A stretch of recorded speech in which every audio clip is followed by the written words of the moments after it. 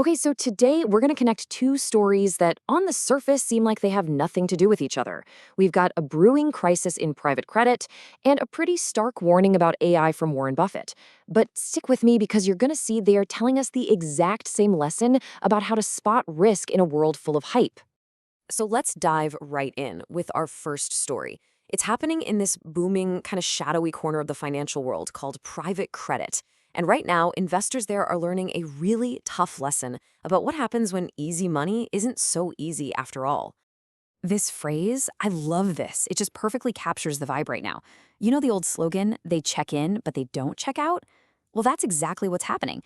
Investors piled in, chasing these amazing returns, and now they're finding out that getting their money back out, well, that's a whole different story. So what is private credit anyway? Basically, you're lending money directly to companies, completely outside the public stock market.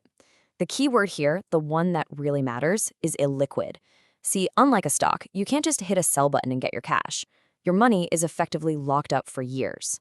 And this brings us right to the heart of the issue, right? It's that classic tug of war between risk and reward that, honestly, a lot of people seem to have completely forgotten about in their search for bigger returns. So why on earth would you lock up your money like that? Well, this is why. Look at that number.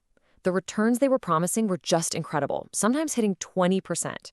I mean, when safe government bonds are paying maybe 5%, a number like that is almost impossible to resist. It's pure fear of missing out. But, and it's a huge but, here's the catch. This was the hidden price tag.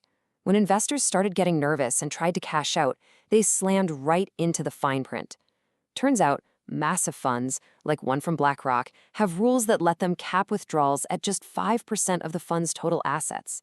And this wasn't buried on page 200, it was right there on page 1. So really, it all boils down to this. People were so blinded by the reward that they didn't even bother to understand the risk. They never asked that super simple, super important question. Hey, why am I getting paid 3 or 4 times the normal rate for this? The answer was sitting right there in front of them the whole time. Now, this whole pattern of hype just totally overwhelming good judgment, it isn't just happening in finance. In fact, it's the exact same thing Warren Buffett is now warning us all about with the biggest technological shift of our generation, artificial intelligence. You know, when Warren Buffett, who's now 95 years old and has seen it all, says something like this, you gotta pay attention. He's not just being an old-fashioned skeptic here. He is drawing a direct line from AI to the single most destructive technology humanity has ever created. He sees a risk that goes way, way beyond people losing their jobs. And you have to understand where he's coming from. His entire worldview has been forged by these massive system-breaking moments. He was born during the Great Depression, where he saw a total loss of trust in banks just crush the economy. He saw the atomic bomb completely rewrite the rules of war and power. He sees AI as that same kind of world-altering force, but this time it's one that attacks the foundation of trust itself. And this is really the core of it. He's not as worried about robots on an assembly line. He's terrified of the societal damage from AI-powered scams and deepfakes. I mean, just think about it. What happens to the economy when you can't tell if a video of your CEO is real, or if that panicked phone call from a family member is actually them? When you can't trust what you see and hear, how does anything function? And in Buffett's view, we're way past the point of being able to control this. The genie, as he famously puts it, is already coming out of the bottle. He uses this genie analogy for a very specific reason. With nuclear weapons, we created something that could never be uninvented. He's saying AI is the exact same, except its very nature makes it 1,000 times harder to contain. And this comparison just lays it out so clearly. Building a nuke is insanely hard, it's expensive, and you can spot it from space. It takes a whole country to do it. But AI? AI is just code. It can be copied, it can be shared, it can spread across the entire planet in the blink of an eye. There are no inspectors, no treaties, there's no way to put that genie back. So, look, the danger isn't simply that AI can lie. People have always been liars.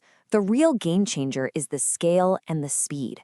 AI gives anyone the power to mass-produce convincing, personalized lies for millions of people all at once.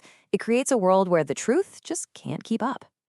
Okay, so talk is one thing, but money is another. And Warren Buffett isn't just talking. He is actively positioning his entire company, Berkshire Hathaway, for the fallout he sees coming down the line. Just look at that number. $382 billion.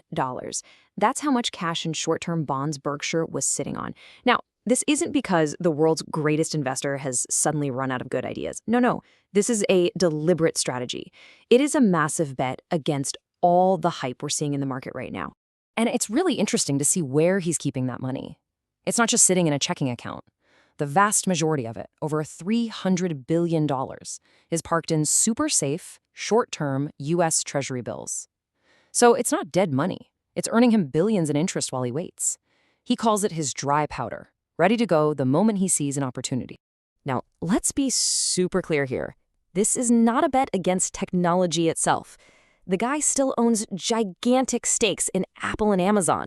He's not anti-tech. He's anti-price.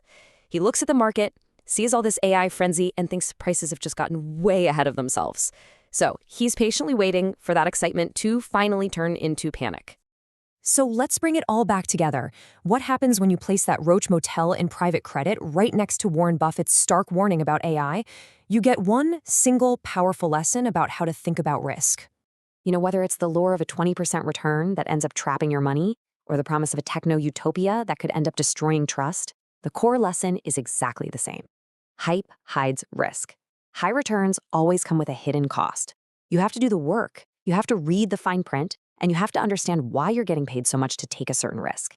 And in a world this full of hype, sometimes the smartest thing you can do is just hold onto your cash and wait.